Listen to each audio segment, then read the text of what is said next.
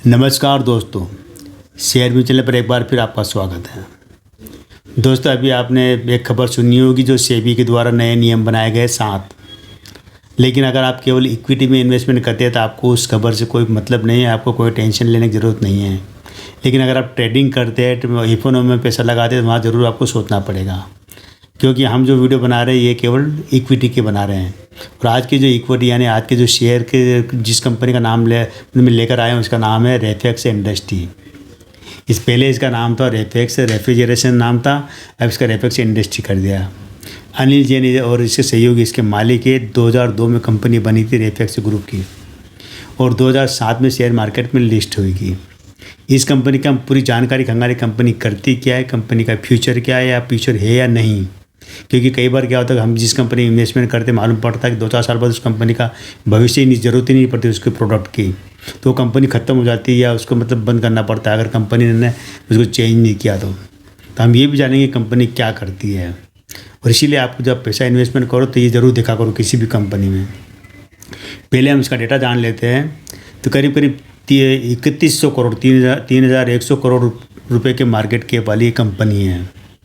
Company ज़बरदस्त है। उसके मुकाबले शेयर की प्राइस अभी चल रही है 265 रुपये, तो ज़्यादा नहीं है। कह सकते हैं कि 265 रुपये, अगर 3000 करोड़ का मार्केट कैप है तो 265 रुपये की शेयर की प्राइस ज़्यादा नहीं है।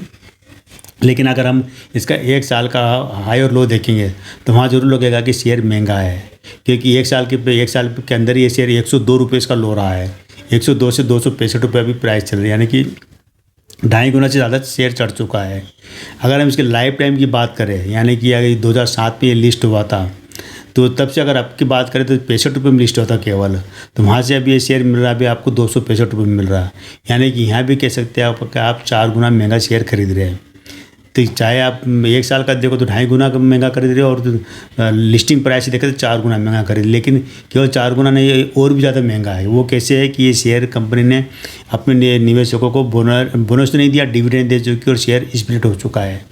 जब ये शेयर मार्केट में लिस्ट हुआ तो उसमें इसकी प्राइस रखी थी 65 रुपये रखी थी, फेस वैल्यू इसकी 10 रुपये थी। बाद में 2010 में क्या किया कि इसकी फेस वैल्यू 10 रुपये से घटा के 2 रुपये कर दी, यानी कि हर एक शेयर को 5 शेयर में बदल दिया, 5 टुकड़े हो गए।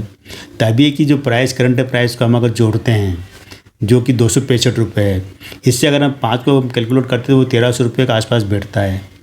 यानी कि जो शेयर 65 रुपये में लिस्ट हुआ था उसको आप 1300 रुपये में खरीद रहे हैं। करीब करीब मान सकते हैं कि 20 गुना महंगा खरीद रहे शेयर को। ये ज़रूर ध्यान रखना है। हालांकि ये ज़रूर है कि करीब 15-16 साल हो चुके कंपनी को लिस्ट हुए, तो 15-16 साल में 20 गुना बहुत ज़्यादा होता है। इस तरह आप अगर कैलकुलेट करेंगे तो आपको पता लगे हर कंपनी में, जिस कंपनी में आप इन्वेस्टमेंट करो ना, आप इस तरह कैलकुलेट किया करो कि आप जो शेयर खरीदे वास्तव में कितना महंगा पड़ रहा है। जब ये लिस्ट हुआ था तब से लेकर अब तक लिस्टिंग का क्या हो, लिस्टिंग के समय क्या होता है कि कंपनी की जो वैल्यू होती है, जो कंपनी के ऊपर कर्जा वर्जा ज़्यादा नहीं होता है, कुछ भी नहीं होता कह सकते हैं, या कंपनी एक साफ सुथरी होती है तब लिस्ट होता है, उसमें उसकी जो प्राइस निकलती वैल्यू, और उसके बाद अभी जो प्राइस चल रहे हैं, यानी कि क्या कंपनी ने उतने गुना तरक्की की, आपको ये जरूर देखना। जैसे ये शेयर है, ये अगर शेयर मान सकते हैं कि अगर 20 गुना महंगा खरीद रहे हैं तो क्या कंपनी ने 20 गुना ज़्यादा तरक्की की है क्या इतने सालों में, ये आपको एक रेशो निकल के आ जाएगा। जैसे एक कंपनी के बारे में, एक एलपेक्स है, उसके बारे में पूछा था मेरे व्यूवर ने, वहाँ पर मैंने बताया था कि कंपनी का आप देखो कि लिस्टिंग होने के बाद में अगर कंपनी का जो शेयर मात्र 3 साल के अंदर ही मतलब वो अगर शेयर 20 गुना चढ़ गया तो क्या कंपनी ने 20 गुना तरक्की की है, उसका 20 गुना रेवेन्यू बढ़ा, 20 गुना उसका कुछ हुआ क्या, इसका बिजनेस नहीं हुआ, बिजनेस 20 गुना लेकिन शेयर 20 गुना हो गया। तो वहाँ पर लगता है कि ऑपरेटर गेम होना शुरू हो गए हैं। खैर वो बात अलग है, उसका किसी और वीडियो में हम बनाएंगे। एलपीएक्स पावर करके वो अलग कंपनी है। हम बात करें रेफेक्स इंडस्ट्री की बात कर रहे हैं। तो यहाँ पर अगर आप इसका बिजनेस देखें, सब कुछ देखेंगे तो वहाँ भी आपको लगेगा कि शेयर ओवर वैल्यूड है, क्योंकि जितना तरक्की नहीं की इस कंपनी ने, 20 गुना तरक्की नहीं हुई, इसीलिए इसका जो अगर पी रेशियो निकल के आएगा वो करीब 135 का आ रहा है, जो कि इसको रिस्क बनाता है। इसका आरओई देखें तो करीब 21 का है, ठीक ठाक है आरओई। ईपीएस देखेंगे तो वो 9 रुपये के आसपास है, 9.5 के आसपास है, वो भी ठीक है। इसकी अगर बुक वैल्यू देखें तो वो 45-46 रुपये के आसपास बुक वैल्यू है। यानी बुक वैल्यू वो चीज़ दर्शाती है कि शेयर की वास्तव में एक्चुअल कीमत ये होना चाहिए, जबकि आप शेयर को उस वैल्यू से, उस प्राइस से 6 गुना महंगा खरीद रहे हैं। कहने का मतलब ये है कि जब शेयर मार्केट में लिस्ट हुई थी कंपनी, तब से अब तक कंपनी ने केवल 6 गुना तरक्की की है। लेकिन शेयर की प्राइस 20 गुना ज़्यादा है अगर स्प्लिट वगैरह सब आप कैलकुलेट करेंगे तो, क्योंकि अभी जो इसकी 45-46 रुपये जो बुक वैल्यू निकल के आ रही, और 45-46 रुपये से आप अगर 265 को डिवाइड करोगे तो आपको 6 गुना के आसपास ही निकल के आएगा। वो कुछ कैलकुलेशन होते हैं, जब भी आप हम इन्वेस्टमेंट करते हैं इस चीज़ों को हम देखेंगे तो आइडिया लग जाएगा, धीरे धीरे आप भी करोगे तो अब इसके अंदर जो प्रमोटर के पास जो होल्डिंग है 55% होल्डिंग जो बहुत अच्छी है, उसमें से मात्र इन्होंने 16% होल्डिंग गिरवी रखी हुई है, जो बहुत कम है।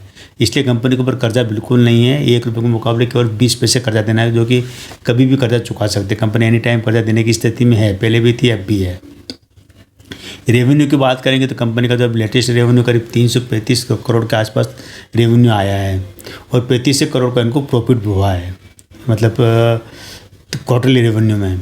सालाना रेवेन्यू देखेंगे तो वहाँ पर इनको करीब 1370 करोड़ का रेवेन्यू आया और 100-125 करोड़ का इनको प्रॉफिट हुआ। यानी कि चाहे क्वार्टरली देखो चाहे सालाना देखो, कंपनी प्रॉफिट कमा रही कंपनी, ये अच्छी बात है। लेकिन रेवेन्यू इसका कंपनी का रेवेन्यू कम हुआ है। जो अगर पिछले साल का रेवेन्यू आप देखेंगे वो 1600 करोड़ का रेवेन्यू आया था, लेकिन अभी जो मार्च का जो क्वार्टर का रेवेन्यू आया वो 1370 करोड़ का, यानी कि 200-250 करोड़ रुपये का रेवेन्यू कम आया है इनको। ये जरूर देखना है कंपनी का रेवेन्यू क्यों घटा, जबकि जरूरत कंपनी के जो प्रोडक्ट है उसकी ज़रूरत का मार्केट में ज़्यादा है। तो अगर इसके ये मान सकते हैं कि इस तरह कंपनियाँ और भी जो कंपनियाँ काम कर रही है या चीज़ें बना रहे हैं कि वहाँ कहीं ना कहीं प्राइस वार होता होगा, इस कारण से इनका रेवेन्यू कम आ रहा है। ये बात जरूर ध्यान रखें कि ये जो कंपनी जो काम करती है, काम इसके गजब के है, काम की कमी नहीं है इसके पास, कभी भी ख़त्म नहीं होंगे। मालिक के पास अगर हम बात करें कि कितना रिजर्व है, कितना कैश और कितनी मालिक के पास पूंजी है, तो वो भी बहुत अच्छा है। वहाँ पर भी कोई नेगेटिव चीज़ नज़र नहीं आई। करीब 23 करोड़ के तो इनके पास शेयर पड़े हुए, 23 करोड़ के बस नकदी पड़ी हुई है। इसके अलावा देखा जाए तो करीब 200-250 करोड़ का इनको उधार चुकानी है, जो कि बैंक की या कहीं की हो सकती है, जो इन्होंने शेयर गिरवी की वहाँ की हो सकती है। और करीब 150-200 करोड़ रुपये इनको कह सकते हैं कि अलग उधारी देना है, ज़्यादा नहीं है देना है, मतलब जो लोगों ने इन्वेस्ट किया वो अलग इन्वेस्टमेंट। यानी कि कंपनी कह सकते हैं कि अच्छे हाथों में है, मजबूत हाथों में है और इसका भविष्य उज्ज्वल है। अब हम देखिए कंपनी करती क्या, कौन सा ऐसा बिजनेस करती है कि ये कंपनी का शेयर इतना महंगा मिल रहा है और इतनी जल्दी से कंपनी आगे बढ़ रही है। तो इसका जो बिजनेस है गैस बनाने की, गैस बनाती है, पावर बनाती है, इस तरह बिजनेस करती है। पावर काम में मतलब जो कि सोलर पावर वगैरह इनके काम में आने वाली चीज़ें बनाती है। इसके अलावा गैस बनाती है। गैस कौन सी बनाती है? ये जो रेफ्रिजरेशन वाली, जो कूलिंग वाली चीज़ें होती है, चाहे वो एसी हो, फ्रीज हो, चाहे कोल्ड स्टोरेज हो, चाहे आपकी गाड़ी में जो एसी लगा वो हो, जहाँ भी कूलिंग वाली चीज़ होती है उसमें एक गैस की ज़रूरत पड़ती है। उस गैस को ये बनाती कंपनी, बनाती भी है, बाहर से बुलाती है, बाहर से मतलब इंपोर्ट भी करती गैस को और उसकी डिस्ट्रीब्यूशन करती है पूरे मार्केट में। ये हर साइज़ में देती है। बड़ी बड़ी कंपनी जहाँ बड़े कोल्ड स्टोरेज होते हैं उनके लिए बड़ी साइज़ के जो सिलेंडर में देती है गैस, और जो घर में जो फ्रिज में या एसी में जो गैस डालना होती है उसको उसके छोटी बोतल के रूप में भी देती है। यानी ये कंपनी कह सकते हैं कि एसी, फ्रिज वगैरह इसके काम में आने वाली गैस बनाती है, उसका डिस्ट्रीब्यूशन करती है, और सोलर पावर वगैरह इनके पार्ट से बनाती है, उसकी भी सर्विस देती है। पावर वगैरह इससे जुड़ी कंपनी है। कंपनी का बिजनेस, दोनों ही बिजनेस बढ़िया है। पावर का बिजनेस भी बढ़िया है, पावर जनरेट भी करती है, वो बिजनेस बढ़िया है, और साथ में गैस का बिजनेस करती है। ये बिजनेस में कोई मतलब कभी भी इसका ज़रूरत ख़त्म होगी नहीं, क्योंकि आजकल एसी हर घर की ज़रूरत बन चुका है, तो एसी की ज़रूरत पड़ती है। लेकिन ये ज़रूर ध्यान रखना है कि इस क्षेत्र में कई और कंपनियां काम करती है। ज़्यादातर ये गैस क्या होता है कि बाहर से बुलवाते हैं, हमारे देश में नहीं, बाहर से बुलवाते हैं। एक दो बार बीच में इनके कुछ इस तरह के इशू भी बन गए, तो उसमें क्या होता है पहले ये उसमें क्या 3-4 तरह गैस आती है। अब ये जो अब जैसे R20 गैस है, R32 है, R40 है, इस तरह की गैस के जो नाम होते हैं, ये 2-3 एक पहले गैस और हुआ करती थी, जो कि अब उसको बंद कर दिया सरकार ने, बैन लगा दिया।